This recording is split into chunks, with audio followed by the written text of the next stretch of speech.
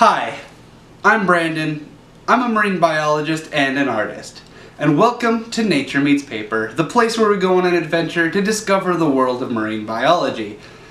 I love sharing my passion of the oceans and its creatures with you through art.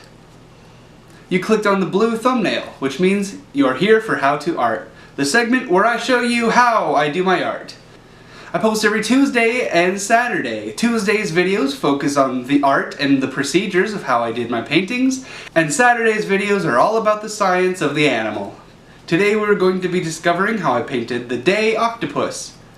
Brush is ready. Let's dive in. I have my outline done for my octopus. I use transfer paper to transfer my drawing onto the canvas. I use Canson Canva art boards.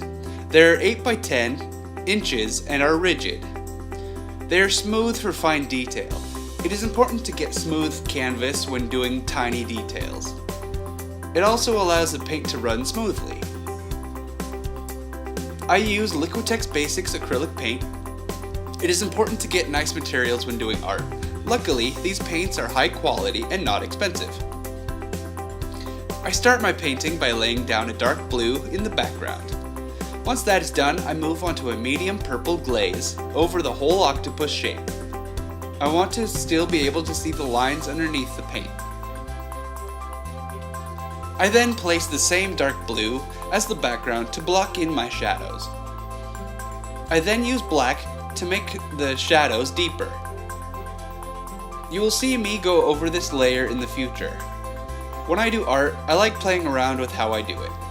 This means I go over places that I don't like that fairly often.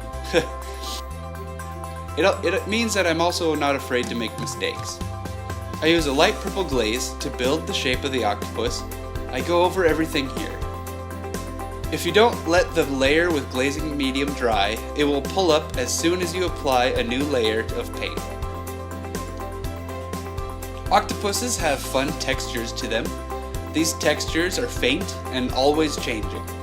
I use colors that are brighter or darker than my reference photo in the first layers. The process of glazing can soften paint or the brightness of the paint. It is tricky to know how the layer underneath will react to the glaze, but the more you do it, the easier it will become to predict the outcome. I use a liner brush with dark purple to lay in the darkest parts of the textured skin. This process looks funny when it's sharp and in focus, but it will become less dominant with the glaze. I go in with light purple to add highlights and details that stick out. These are not my final highlights. I leave the brightest whites for my final highlights. This is just to get texture and show me the location of the suckers. I move on to bright orange and reds. I like working in similar colors at the same time. It keeps my brain organized. The bright orange and reds are where light is filtering through the skin of the octopus. These places are on the suckers and near the opening near the mantle. These layers are thinned down with water or glazing medium. Although they are extremely bright now, I will allow detail to show through the paint. This gives my paintings a glow that really can't be appreciated until you see them in person.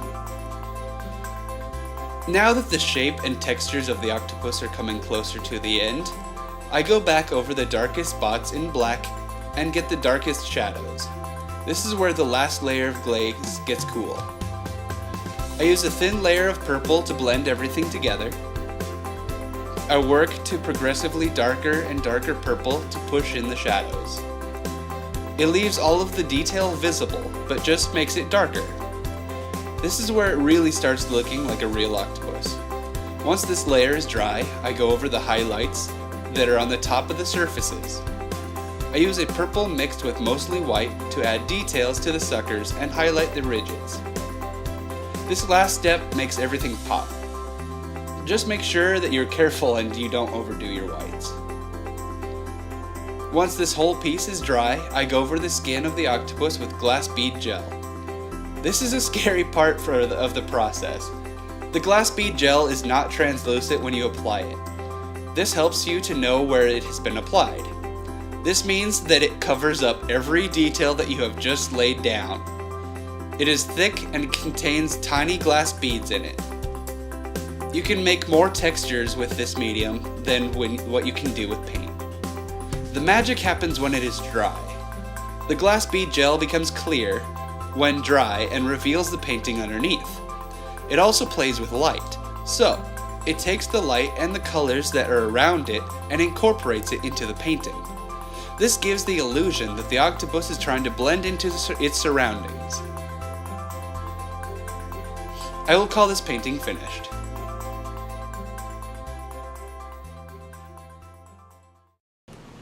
Thank you so much for watching. It means so much that you take time out of your schedules to watch this video. Thank you for being an active member of this community by leaving likes, comments, subscribing, and sharing. It all helps this channel grow. If you would like to support this channel financially, I sell art and merchandise on my website and teespring.com. Links are found down below. Happy creating and God bless.